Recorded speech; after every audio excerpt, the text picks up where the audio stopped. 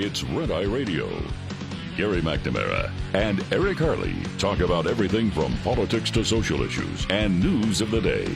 Whether you're up late or you're just starting your day, welcome to the show. From the Uniden America Studios, this is Red Eye Radio.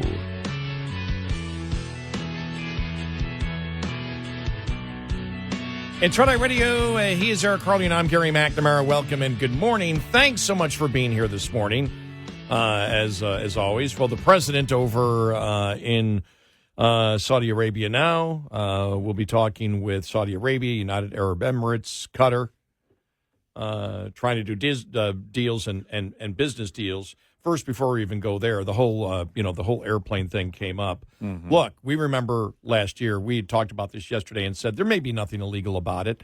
You know, you compare it to the Statue of Liberty, for example, as a gift from France. Congress did approve that, though.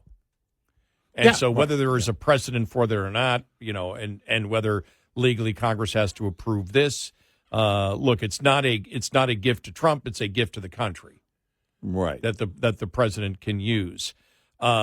Why that doesn't matter in this particular case, because the president's saying it's stupid, we're getting it free. Yes, you're getting it free from a country that has supported Hamas and continues to support Hamas. Right. That's the problem. Yeah. End of story. Yeah, don't take any gifts from them. Yeah. You don't take any, the country shouldn't take any gifts from them. How do we know this? Because Republicans were screaming after October 7th. And all the deals and the deal being done with Iran where Qatar, remember? Well, Qatar's in charge of making sure that all the money that Biden releases is properly handed to Iran for only humanitarian purposes. And we went, what are you talking about? We all know, it's well known. Qatar has been one of the biggest supporters of Hamas.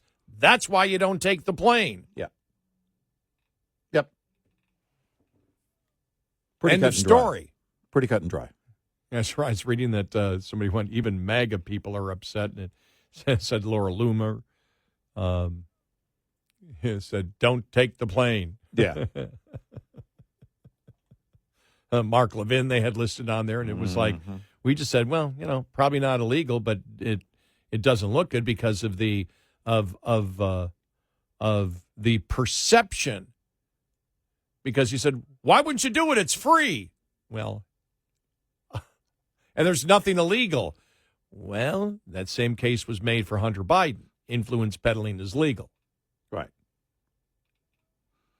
Yeah. And that's the problem is that now, when it comes to trying to improve relations with all three countries, the philosophy, it seems as Trump has the philosophy that we've always had, that we talked about way long time ago, before Trump was even considering running for president of the United States. I mean, seriously considering. And this goes back to where we said, well, no, you want to pump all the oil you can. Because if we pump all the oil that you can pump, and we have, especially with the light sweet crude that we have, then... And you remember Saudi Arabia, the Crown Prince said a long time ago, when we started pumping, we're not going to be able to be basically just a single product country. We have to expand, and if we expand, we have to westernize. Yeah, we're going to have to open up to other influences because it's going to be bad for business if we don't, basically. Right. And so with Trump being the one that says we're opening up all energy, if there's anybody to go over there and attempt to make a deal, because the entire point is, if the United States invests there, that means that culturally, in a state where you have radical Islamists, that the government itself now has an interest in tamping that down. You would hope. Right. That's where whether it succeeds or not is another story, but that is a goal, and it's a good goal to have, but you have the pressure of the United States being able to produce so much energy that not only can we become much more self-sufficient, but we can export, especially with natural gas. Yeah, right. And at that point, you weaken the position of those Middle Eastern states at that point. Mm-hmm. They know it. So you walk in with a good hand, let's put it that way. Right.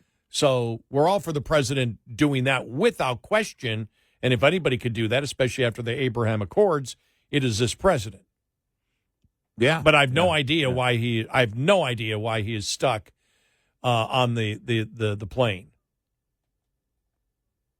Yeah. That makes no sense, because everyone knows, and we know this because of the Biden administration, the screaming of Republicans when it had to do with Qatar to begin with, saying, excuse me, they're one of the largest supporters of Hamas. Iran is, so is Qatar. Right. You can't take the plane. It's that simple. Right. Got nothing to do with whether it's legal. Got nothing to do whether it's free. Got nothing to do whether it will help with Doge. I had to throw that in there. Mm-hmm. You can't do it. No. No, it's not anything. Again, it shouldn't ever be a political football in terms of trying to make it something that's in your favor politically. Because, first of all, you can't get there. And, it's how it became a thing. How it's not a very quick no and turn around and saying, no, they offered, but of course we're not going to do that. Right. And if Iran offers, turn them down too.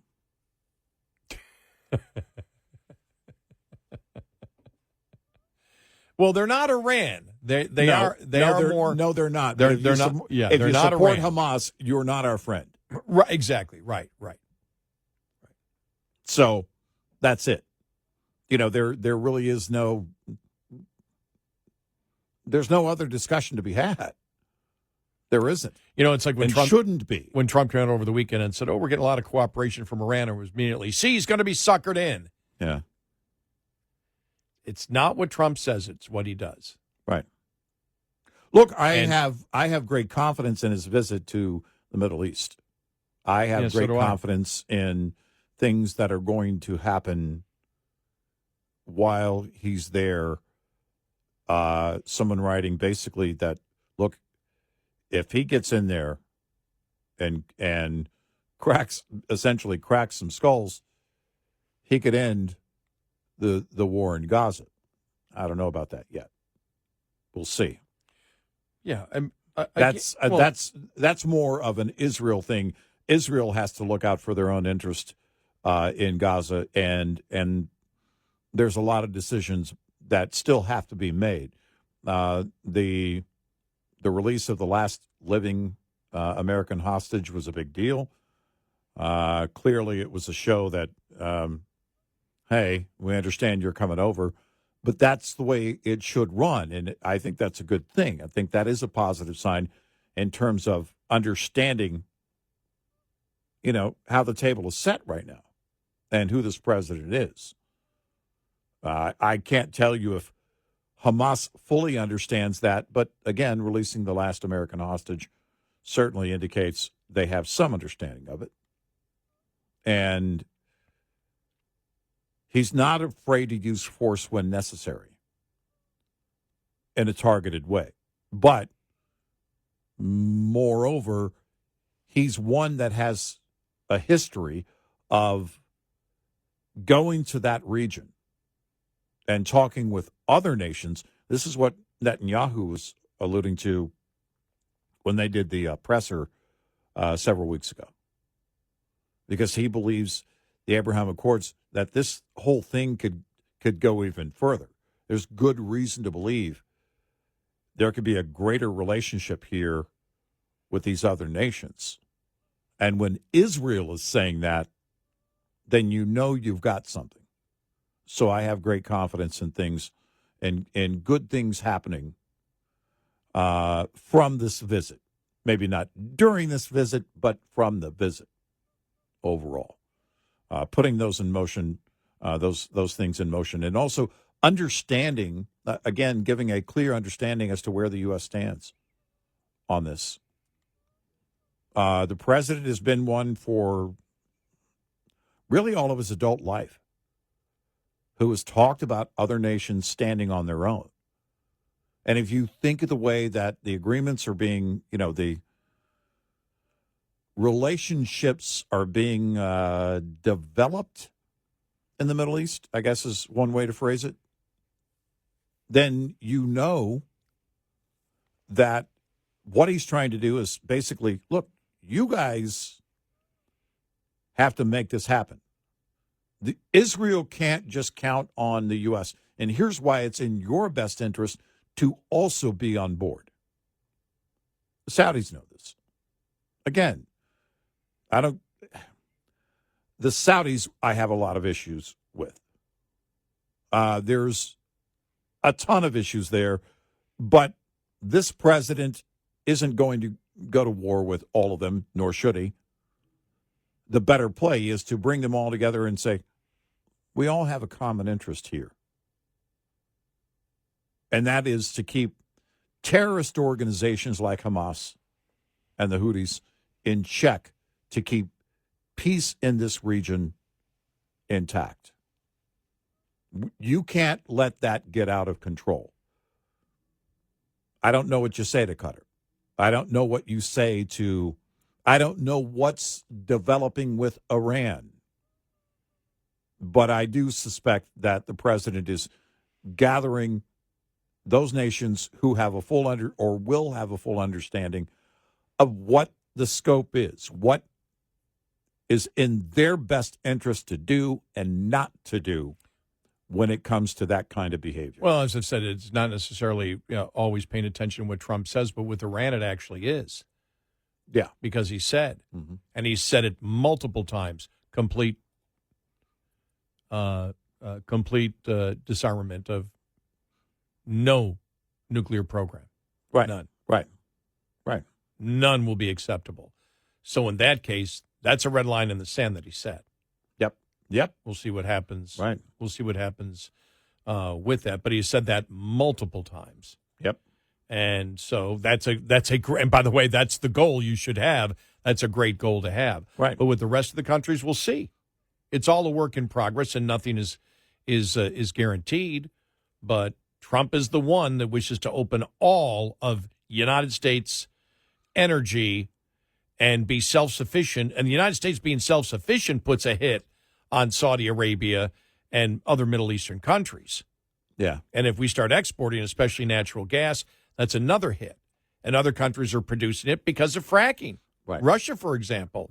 And this was said, the Crown Prince said it, it was over a decade ago, wasn't it? We need to diversify. Yeah. That was over a decade ago. It was over a decade ago. We cannot survive doing this. Which means culturally, some things, there has to be some give and take. Now, there are things that won't change, but you have to be open to other interests to bring those deals together. You certainly have to understand and respect other cultures. And again, it's not going to change, the core fundamentals of their culture. But he was talking about then how some things do have to change. 866-90-RED-EYE. This morning's USDA Farm Report is brought to you by Howes Products. Tested, trusted, guaranteed since 1920. Nearing a trade deal in principle between the U.S. and China. Yesterday, we achieved a total reset with China after productive talks in Geneva. President Donald Trump discussing the agreement between the two nations Monday after weekend negotiations produced progress in crafting a future deal. Both sides now agreed to reduce the tariffs imposed after April 2nd to 10% for 90 days as negotiators continue in the larger structural issues. In addition, China will also suspend and remove all of its non-monetary barriers. They've agreed to do that. Among the farm and food commodities that stand to benefit from a new U.S.-China trade agreement, Soybeans. U.S. feeds were among the largest quantity exports of any goods, farm and non-farm, to the Chinese marketplace last year. I'm Rod Bain reporting for the U.S. Department of Agriculture in Washington, D.C. This report brought to you by Cenex Fuels and Lubes. We'll be right back with more Red Eye Radio with Eric Harley and Gary McNamara.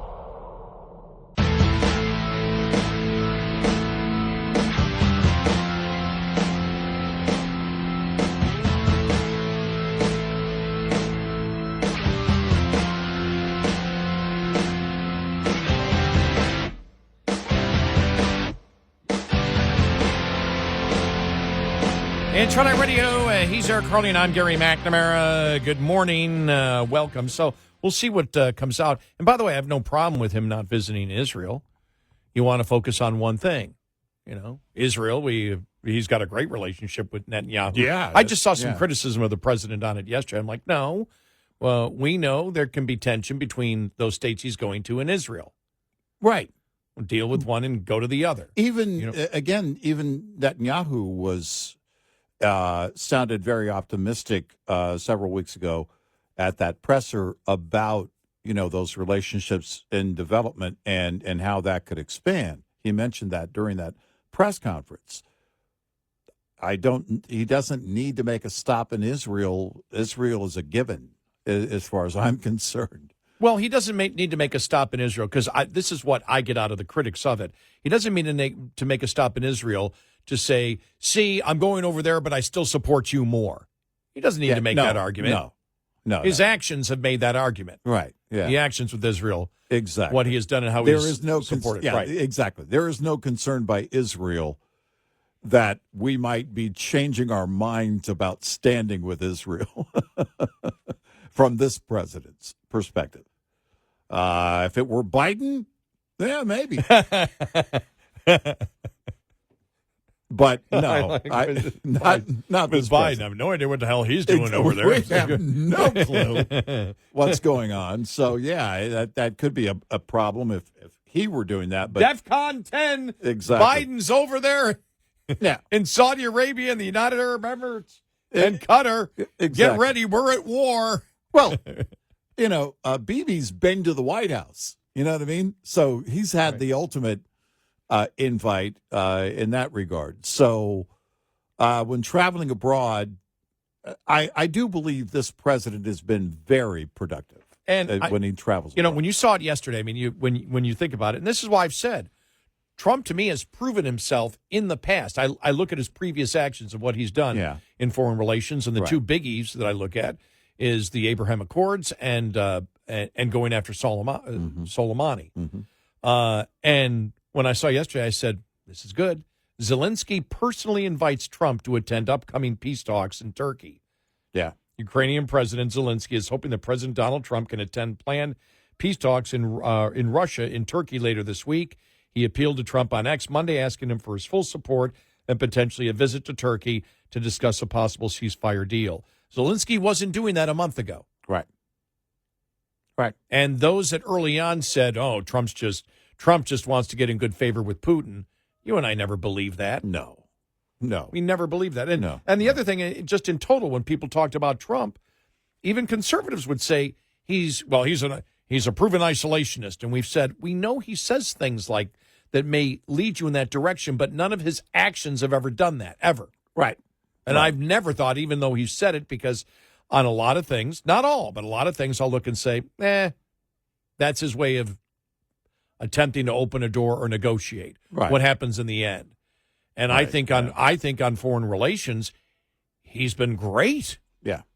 Yeah, I have On I have what all he the has done. confidence in the world. Yeah. On foreign relations. I have no concerns whatsoever.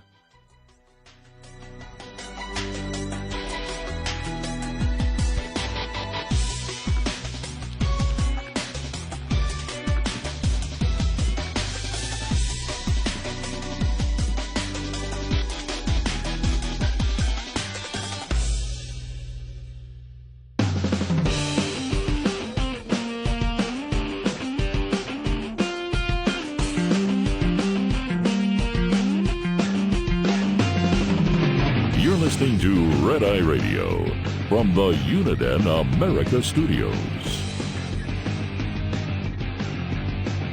It's Red Eye Radio. He is Eric Harley, and I'm Gary McNamara. Welcome and good morning. Thanks so much for being here this morning. All right, some audio cuts here because we love playing the audio cuts, especially when they're like from John Kennedy. And I saw Senator Kennedy talking about over the weekend about the Biden presidency and everything that we've seen. The Biden comeback and the articles written and Democrats going, no, we don't want to come back. We don't want a Harris comeback. Yeah. Go away. Go Right. away. Go Exactly. away. We want to be a part of designing where the Democrats go in the future. Go away. Exactly. But here's Senator Kennedy on Newsmax. Here we go. I spent 4 years serving with President Biden. As bad as it looked from the outside, you should have seen it from the inside.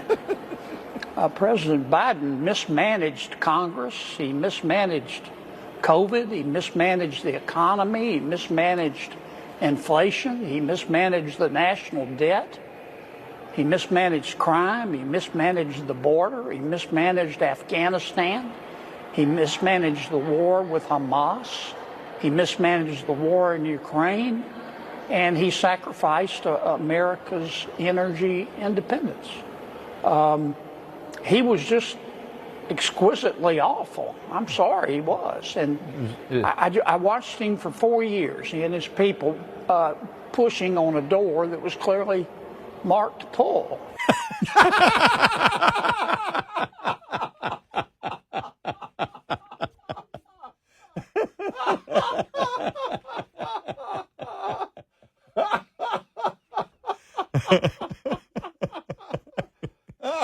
Oh, my gosh, that's greatness.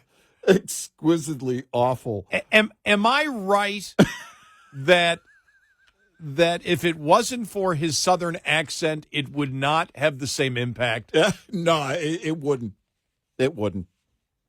It's just beautiful. And for those who stereotype, we've played enough Senator Kennedy. For those who stereotype, because we're against stereotyping, who say that a Southern accent gives the impression that you're dumb. Yeah. Senator Kennedy defeats that argument all the time. Yeah. We are against stereotyping and the Dutch. Except the Dutch, yes, exactly. But it's we don't like to stereotype an entire people. We are against that, and we're against the Dutch. By the way, that comes from Austin Powers, right? Yeah, That's Austin Powers. It's that is Michael Caine's of all the movies he did, probably in my opinion, his best line. "There's only two kinds of people I can't stand: people who are intolerant of other people's cultures, and the Dutch." It's so incredible that of all the incredible movies that he has done, that's the one. There's the quote. What other movie he's great, and you've seen it with Robert Duvall, Secondhand Lions. Oh yeah. Oh, Haley, was it Haley Joel Osment? Mm-hmm. What a fantastic movie! I mean, did that ever get the publicity that it should have? No, and I don't know why. What a great movie! I don't know where it's become one of these. I mean, in my opinion, if I still had like cable, I don't, but if I had cable, it would be a stop down movie. Yeah. Yeah. If it's on, you'd sit and watch it. Is that not probably, I don't want to call it a bar fight. Yeah. But they did serve alcohol. Well, they did. So was that not the best bar fight you've ever seen? Oh, yeah. Yeah. Just great. I can't give anything more away. Yeah. Because if you watch it, that's one movie I wouldn't want to give you a idea of what happens. Right. We will tell you that Bruce Willis was, not seeing dead people in that one. Okay. And neither was Haley Joel Osment. There's the clue. Well, Bruce Willis wasn't even in the movie. Well, he might have seen dead people at the end. We don't know. Maybe. Remember we see him as an adult.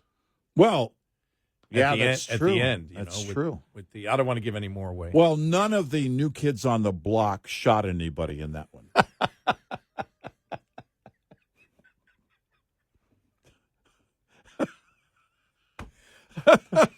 All right, so here we go. Are you ready? All right. This has not gotten the publicity that it should have gotten. All right.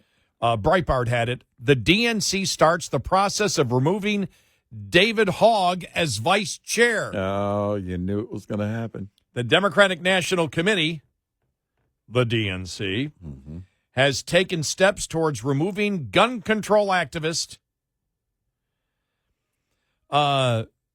David Hogue as vice chairman. On Monday, the Credentials Committee of the DNC voted 13-2 to void the election results from February. Wow. In which Hogue and Representative Malcolm Kenyatta were elevated to serve as co-vice chairman of the DNC, according to the New York Times. The vote comes as Hogue is reportedly planning to spend up to $20 million to fund primary campaigns against incumbent Democrats. Not his own money. It would be, I guess, DNC money, right? Yeah, I guess so. Yeah. Well, it wouldn't matter unless either he way, formed a though. PAC, if but- he was going to raise it on the outside, it doesn't matter. You can't be a part of the DNC and be a part of Right. The There's a DNC 's conflict right, either way. right. Well, in fact, without the money, there's a conflict. Yeah. According to the DNC. Per the outlet, the decision from the Credentials Committee came after 3 hours of internal debate and one tie vote, and will move the decision to oust Hogue and Kenyatta as vice chairman of the DNC before the full body. The decision, which comes after roughly 3 hours of the internal debate, will be where it must decide whether to force Mr. Hogue and the second vice chair to run again in another election later this year. So they wouldn't be kicked out. They would move forward the election. Because if the board just kicks them out now, then you wonder, are they not for democracy? Yeah. Well, they have said it would. I think the DNC is a threat to democracy. Ken Martin, the party chairman, said it is inappropriate for Mr. Hogue to intervene in primaries while serving as a party official and has recommended changing the party's bylaws to force him to sign a neutrality pledge. Yeah. Put him into the neutral zone. Yeah. Hogue issued a statement acknowledging the DNC has taken the first steps to remove him from his position, and noting that it was impossible to ignore the broader context of his work to reform the party, which played into the vote. But now remember, this is just, I'm analyzing the Democratic Party and where they are now. Mm-hmm. All right? All right. But does he not have the point that Democrats are already making? What he wants to do is, he said it. He doesn't want to change the positions of the party, but he wants new people in, so there's fresh faces, so people will look at the fresh faces and not just go, oh, it's Pelosi, or it's Schumer, or whatever. Mm-hmm. He wants brand new faces in there because they don't plan on changing.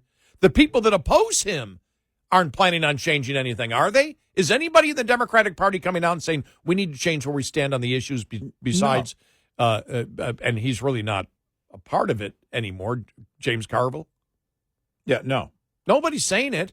So actually he has a point. Bring all young people. We're losing young people. Bring all young people in to promote the same things that we all believe in, because the old people aren't cutting it. They're not getting the job done. And we're not going to change where we are in the issues. We're still going to be insane. So let's get younger people in there to promote the insanity.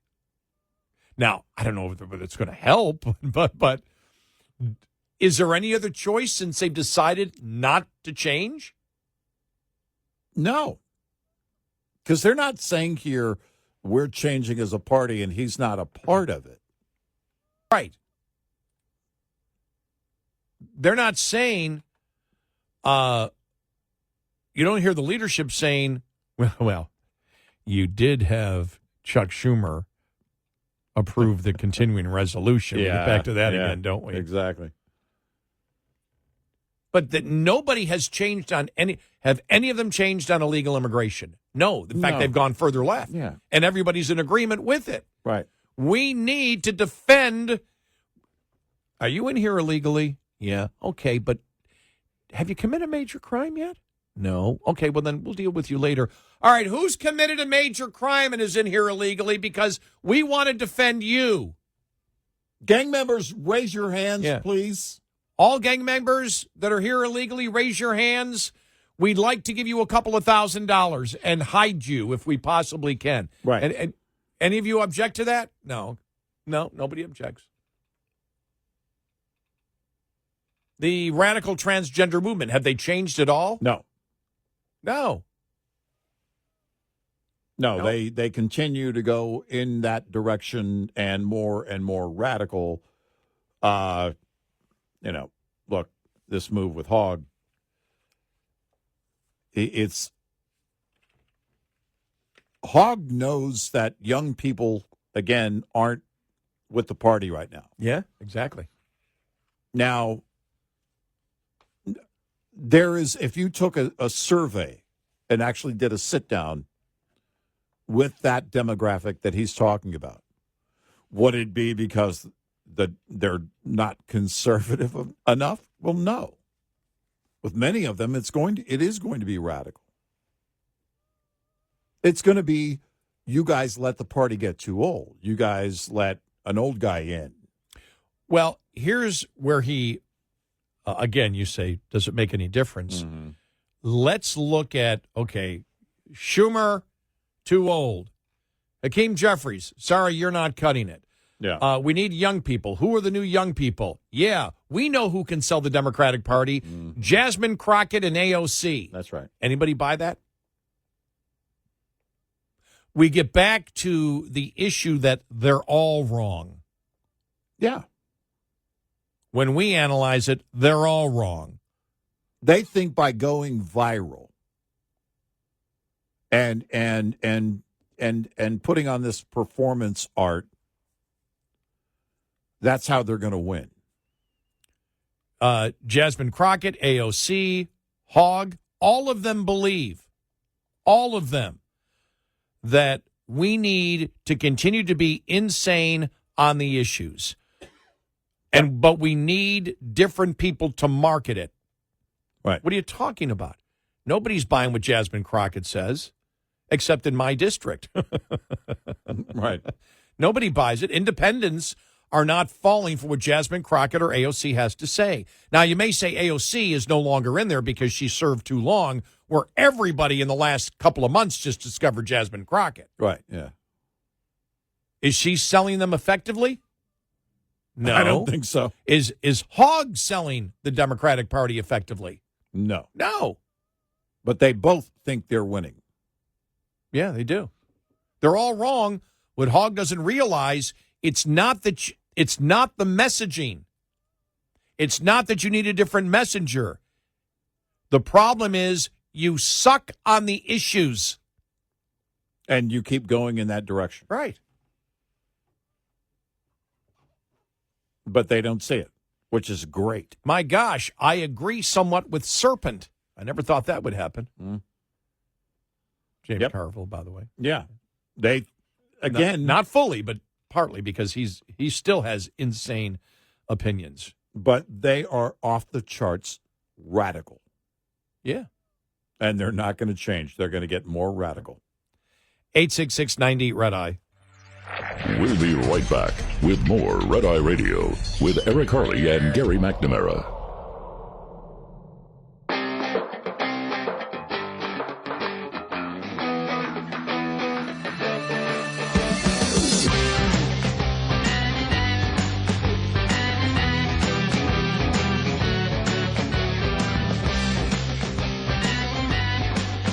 It's Red Eye Radio. He is Eric Harley and I'm Gary McNamara.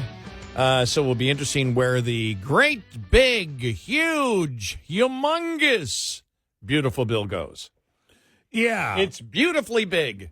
Wait and see about that big debate over the big, beautiful bill, where that's going to go. And again, because that's where it's shredded.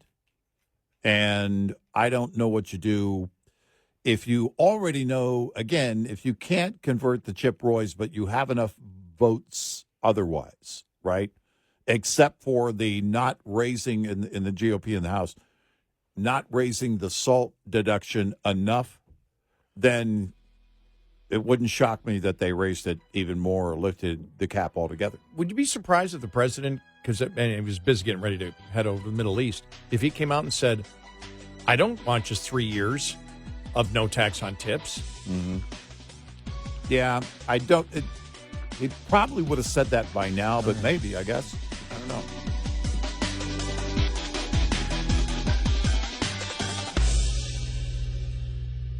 This is Red Eye Radio on Westwood One.